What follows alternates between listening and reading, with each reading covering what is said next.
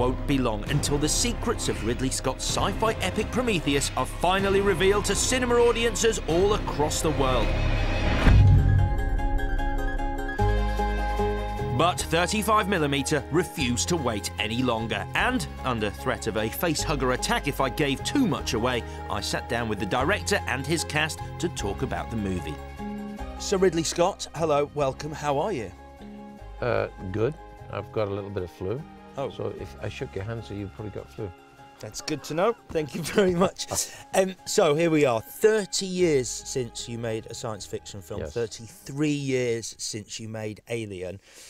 Is returning to this genre something you'd always planned to do, or is there something that's happened recently, a great script, some new technology that made now the time to do it? No, I'd thought about it for a long time and watched the 4 aliens play themselves through. And no one had asked a big question that I was always worried about when I did the very first one.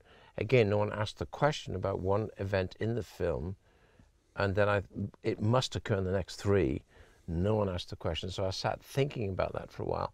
Then I went to Fox and said to them, you know, there's something, we can re-evolve something different here that could branch away from the original franchise, if you want to call it that, into something else, and that's what happened. There is obviously a huge anticipation for Prometheus. What do you think it is about the film that has got people so excited? This is a genre that Ridley Scott basically, you know, gave birth to. He's a great filmmaker, but this is his sandbox. And I think for those hardcore fans, the idea of the master kind of going back to that is what has got everybody so excited. I think it catches something that everybody is struggling with and trying to get our heads around in a way. But at the same time, you will be taken on this journey, and you can't stop it, and you want to be on it, but you're terrified because you just want, you know. I think it's everything. I think it's kind of everything you want and expect, but much more. When did you first see the very first Alien, Ridley Scott's Alien? Maybe I was like 14, something like that. So I watched it when I was 7. Okay. I distinctly remember my mum going, fine, but don't say I didn't warn you. And it scared the life out of me, and I've never been into space since. Okay. But I had that happen to me with Jaws. So if we put Jaws at a scare rating of about 10, how would you say Prometheus sits on that scale in terms of scares? 10. Yeah? The script had a real sort of, you know, thriller element to it. There was a real sort of, you know, element of suspense there. Everything seems on the surface to be sort of functioning, but something is sort of definitely alive underneath the surface. And you know, it all comes together in the third act, which is exactly how it should happen.